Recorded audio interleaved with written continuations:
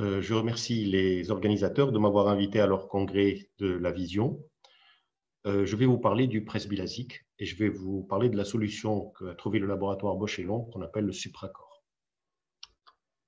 Alors, le Supracor, c'est une solution bilatérale varifocale pour les presbytes. Pour traiter une presbytie par remodelage de la cornée, il y a deux principes physiques. On peut modifier le rayon de courbure cornéen, que l'on appelle ρ, ou bien on peut modifier la sphéricité cornéenne, qu'on appelle le facteur Q. Quand on va modifier le facteur ρ, on va changer le pouvoir optique de la cornée, et quand on modifie Q, on change l'aberration sphérique de la cornée. Avec ρ, on change la position du foyer central, et avec Q, on change la position du foyer périphérique. Alors, à partir de ces deux principes physiques, ont été élaborés les différents protocoles qui permettent de traiter une presbytie. Et donc, il y a 4 fabricants qui utilisent un protocole de presbyLASIK. Le laboratoire Bosch et Lomb avec le Supracor, Schwind avec le presbyMAX, Zeiss le LBV et Alcon avec le F4. Pour le laboratoire Bosch et Lomb, donc le Supracor va utiliser les modifications du rayon de courbure de la cornée. Et il va donner une vision centrale destinée à la vision de près et une vision périphérique destinée à la vision de loin. Une zone périphérique destinée à la vision de loin. Pour le laboratoire Schwind et le presbyMAX, c'est la même chose. Vision de près au centre, vision de loin en périphérie et avec des modifications du facteur Q pour les transitions dans les zones intermédiaires. Les deux autres laboratoires, Zeiss et Alcon, ont choisi de modifier le facteur Q et d'entraîner une prolatisation de la cornée et donc une modification de la sphère globale de l'œil. Notre expérience à Sousse, nous avons commencé en 2012 avec la technique de Telandro-Agege avec un laser Nidex CX2 et on faisait une surcorrection myopique qui était suivie d'une correction hypermétropique. Donc, on avait une vision de loin au centre et une vision de près autour. Ça marchait plus ou moins. Et puis en 2014, nous avons commencé avec le Supracor, avec la vision de près au centre et la vision de loin autour. On crée un petit bourrelet central biopisant avec un TNO 317. Alors, quand on fait du presbyLASIK, on se pose 5 questions habituellement. La première, est-ce que c'est compliqué? La deuxième, est-ce que ça marche? Est-ce que ça dure? Qui peut en bénéficier? Et est-ce qu'il existe une demande? La première question, est-ce que c'est compliqué? Non. Le Supracor, c'est un traitement bilatéral qui est multifocal, qui applique le même profil d'ablation aux deux yeux, avec une vision de près au centre. On va créer un bombement central de façon indirecte en tirant au laser autour, parce qu'un laser, ça ne sait que creuser.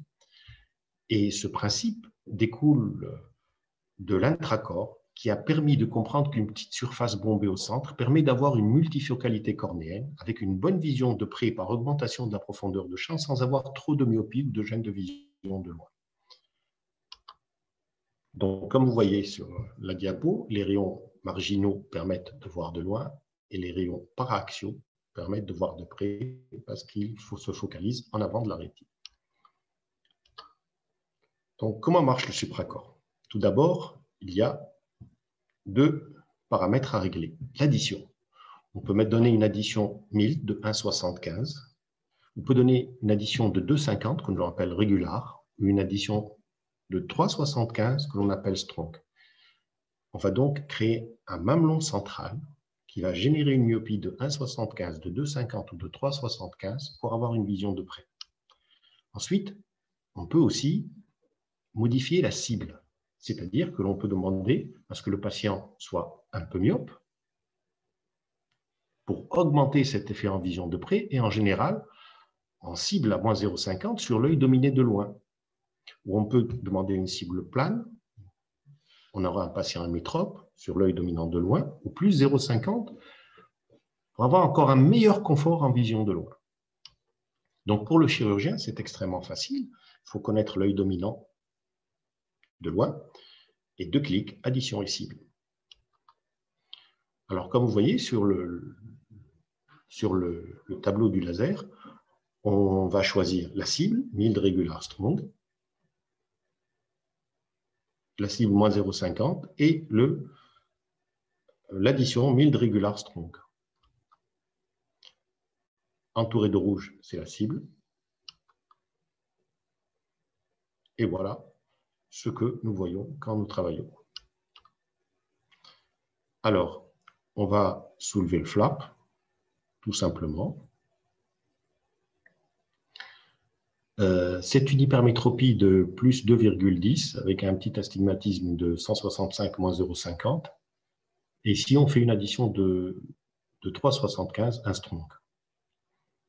On a soulevé le flap, on assèche la cornée, et puis c'est extrêmement rapide, ça dure 8 secondes.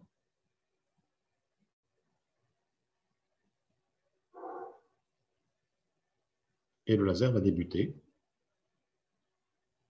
Il faut être extrêmement bien centré parce que tout décentrement peut entraîner une sous-correction pour la vision de près. Parce qu'il ne faut pas oublier que l'on travaille sur un petit bourrelet central de 2 mm à 2,5 mm. Voilà, c'est déjà terminé, donc on arrose. On remet le flap en place. Et c'est terminé. Comment ça marche? Tout d'abord, une première étape. Le laser traite d'abord la métropie sphérique et cylindrique. Et puis, dans la deuxième étape, le laser va creuser autour du centre sur 2,5 mm pour créer un mamelon. Alors, quand il crée un mamelon pour le mild, 7 microns d'élévation, pour le régular, 11 microns, et pour le strong, 14 microns. L'effet kératométrique obtenu est celui-ci. Vous avez une petite élévation toute rouge au centre de la cornée. La zone de transition donc fait entre 2 mm et 2,5 mm. Il y a une zone intermédiaire pour la vision intermédiaire et au-delà de 3 mm, c'est la vision de loin qui va jusqu'à 6 mm. Les conditions techniques, tout d'abord, il faut un flap centré. On utilise un laser femtoseconde Victus, diamètre 9 mm, flap 110 microns. Et puis, on utilise un laser Excimer TNO2 317P avec un eye tracker en 7 dimensions, très rapide, 1736 Hz, réactif en moins de 2 secondes et qui est très rapide, 500 Hz. Alors, à la deuxième question, est-ce que ça marche? Oui, puisque 85% des patients se trouvent avec une acuité visuelle finale en binoculaire entre 8 et 9 dixièmes et P2 à P2,5, et cela à 6 mois. La stabilisation se fait entre 3 et 6 mois. Le taux de satisfaction est élevé, 80% des patients le conseillent à leurs proches, et les reprises, c'est entre 5 et 10%. Là, je vous présente un cas où c'est anémétrope, donc 100 degrés moins 0,75 plus 0,75. Et le plus important, c'est cette pupille photopique qui est à 4 mm, qui est un facteur de très très bon pronostic pour le presbylasique. Il faut avoir des pupilles supérieures à 3. Voilà ce qu'on a programmé sur le laser. La cible a été programmée à 0. Et voici la topographie post-opératoire. Et vous voyez ce petit mamelon rouge qui permet d'avoir une vision de près. Deuxième cas, c'est aussi anémétrope. 96 moins 0,50 plus 1, voilà, et une pupille parfaite à 5,16. La topo préopératoire qui était parfaite. On va traiter en supracor. Ça va durer 7 secondes. Et à l'arrivée, donc on a moins 0, plus 0,25, 3, moins 0,75, et vous voyez ce mamelon central qui permet de voir de près. Et voilà, voici son orb scan, et avec ce mamelon central qui se trouve exactement dans l'aire pupillaire et qui permet d'avoir une vision de près. Alors, est-ce que ça dure? En 6 ans d'expérience personnelle, j'ai eu 15% de régression. Il y a 10% de régression en 10 ans chez les premiers utilisateurs. Je commence à traiter après 47 ans. Les reprises pour correction insuffisante sont possibles. 5, 10%, ça peut aller parfois jusqu'à 15%. Il n'y a pas de modification du calcul d'implant en cas de supracor hémitrope de loin. Qui peut en bénéficier?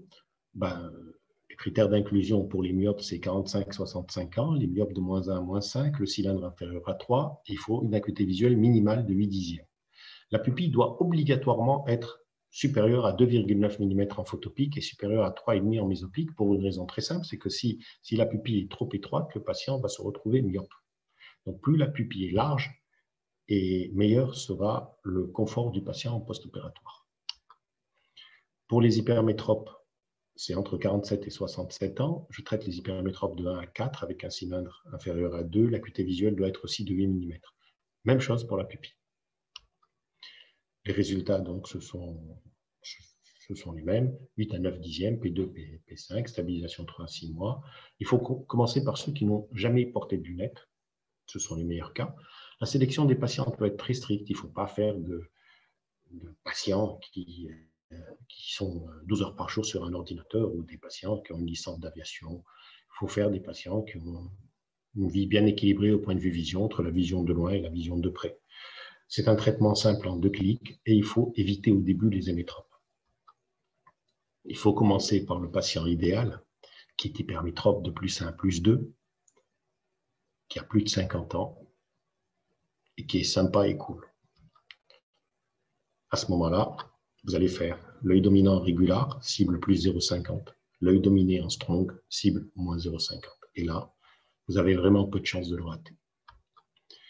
Il existe un logiciel gratuit sur iPhone et sur iPad qui permet de retrouver la programmation nécessaire pour chaque type de patient, sauf pour les myopes, pour les hémétropes et pour les hypermétropes. À la dernière question, existe-t-il une demande? Oui, la demande est importante. Les patients le demandent spontanément. Le chirurgien doit apprendre à le proposer. La sélection des patients est primordiale. Les réseaux sociaux facilitent le recrutement. Il faut bien gérer la procédure supracorps parce qu'à elle seule, un laser excimer peut être amorti avec uniquement de la presbytie. Et en France, bientôt, il y aura une ouverture de centres LASIK qui seront dédiés exclusivement à la presbytie. Alors oui, la demande est importante, mais l'information, malheureusement, est insuffisante. Et donc, il y a des petites publicités à faire de temps en temps pour encourager les gens à le faire. Quand on regarde le potentiel, nous sommes dans les petits pays d'Afrique et d'Asie, ce qu'on appelle le reste du monde. On est 7% de chirurgiens réfractifs par rapport au reste du monde. Et nous avions un potentiel en 2019 de 625,8 patients presbytes. En 2024, il sera de 717,7. Et le nombre de procédures réfractives en 2019 dans le monde, pas uniquement dans nos pays, et le pourcentage de correction de la presbytie se trouve là où il a la petite flèche bleue. Il est totalement invisible entre le marron et le jaune. Et ce qui veut dire que nous ne sommes vraiment pas en train de faire de presby LASIK à notre population. Alors, est-ce qu'on peut se permettre de dire presby LASIK, le supracorps, c'est le presby LASIK pour les nuls? Je ne sais pas, peut-être. Mais en conclusion, le potentiel de patient est important. C'est une clientèle qui a une certaine aisance financière, donc ce qui facilite leur adhésion à cette technique. Leur exigence est souvent moindre. Le risque ectasique est négligeable. On aurait pu croire que le syndrome SEC serait beaucoup plus grave, en réalité il est modéré, et donc il y a une participation importante à l'amortissement du laser grâce à la presbytie. Je vous remercie pour votre attention.